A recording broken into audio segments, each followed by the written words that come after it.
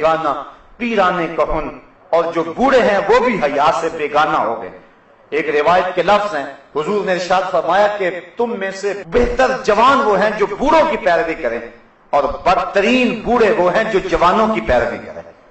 जवानों को बूढ़ों के नकुशे कदम पे चलना चाहिए, लेकिन बूढ़ों को जवानों के नकुशे कदम पे नहीं चलना चाहिए, बल्कि उनको अपने बुढ़ापे का हया होना चाहिए।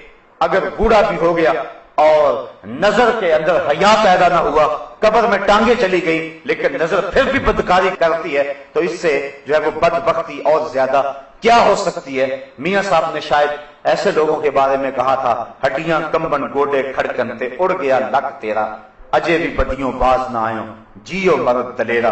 तो इकबाल कहता है, नौजवाना चू जना मशगूल तन, अज हया बेगाना पीराने कहन, दुख्तराने ऊ बचश्मे खुद असीर, शोख चश्मो शोख बीनो खुर्दागीर, साख्ता परदाख्ता दिल बाख्ता अबरुआ मिसले दो तेगे आख्ता। ये वही उसी हदीस के तर्जुमे में, माइलातुन मुमीलातुन, खुद किसी की तरफ लुढ़क जाने वाली है और मामूली सी बात से किसी तरफ माइल हो जाने वाली, और जो है वो किसी को अपनी जानब अपनी अदाओं से, अपने नाजो नखरे से और अपने उश्मों से लोगों को अपनी तरफ माइल करने वाली हैं।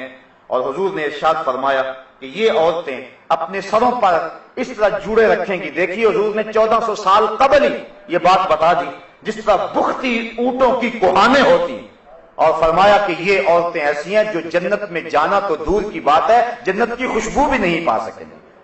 आज अपने लिबास को तरक कर दें, आज हया की चादर फाड़ के फेंक दें, जो करना है कर लें, इस मगरब के मुआशरे के पीछे लग जाएं, लेकिन हुजूर के इस फरमान को नजर में रखें कि कयामत के दिन फिर कितनी रुसवाई होगी उन औरतों की जिन्होंने हया की चादर को उतार के फेंक दिया।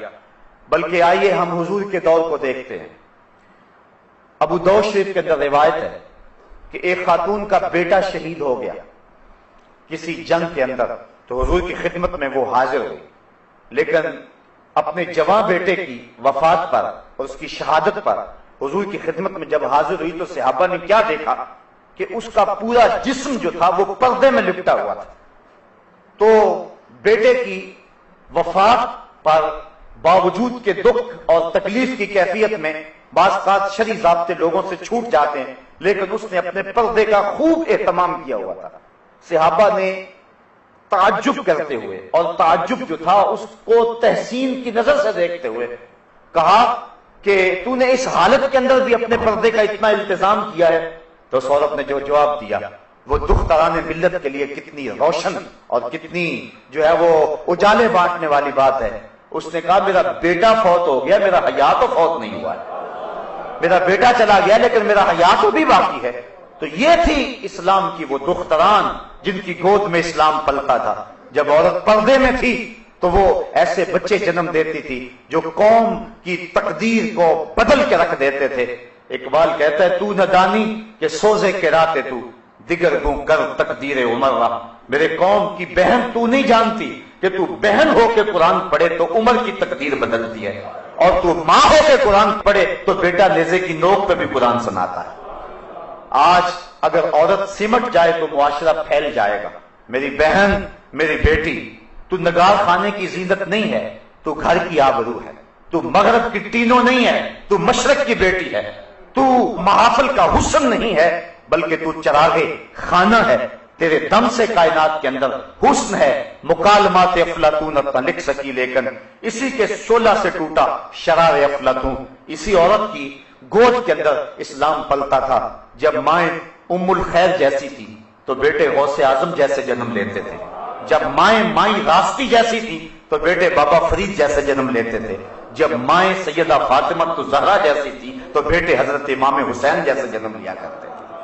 जब माँ कुरान खोल के तिलावत करती थी और बेटे को लोइयां दिया करती थी तो बेटे वक़्त के बायजीद हुआ करते थे। लेकिन जब माए एक तरफ बेटे को दूध पिला रही और दूसरी तरफ थरकती हुई तस्वीरों पे नजर जमी हुई है, तो फिर बेटे वक्त के बायजीद तो नहीं होंगे, वो अदाकार और एक्टर ही बनेंगे, वो बेहया ही बनेंगे। हया का मादा उनकी आंख में नहीं होगा। तो अल्लाह ताला जल्ला शानहू ने खास तौर पे इरशाद फरमाया और औरतों को कहा कि वो अपनी नजर को नीचा रखें, व यहफज़ना फुरूजहुन्ना, और अपनी पारसाई की हिफाजत करें।